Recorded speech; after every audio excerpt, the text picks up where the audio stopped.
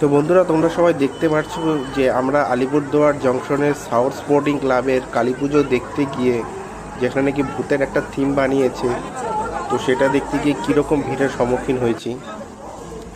Just ভিড়ের অবস্থাটা দেখো, মানে প্রায় আমরা 2000 লোকের পিছনে দাঁড়িয়েছি।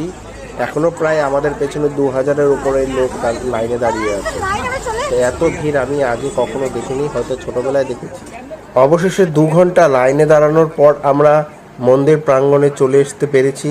তো তোমরা দেখতে পাচ্ছ সামনেটা খুবই সুন্দর করে সাজিয়েছে। তো দাঁড়াতে দাঁড়াতে কোমর এবং পায়ের অবস্থা একদমই শেষ। চলো ভেতরটা কীরকম সুন্দর এবং ভয়ঙ্কর, তো এবার তোমাদের দেখানোর পালা।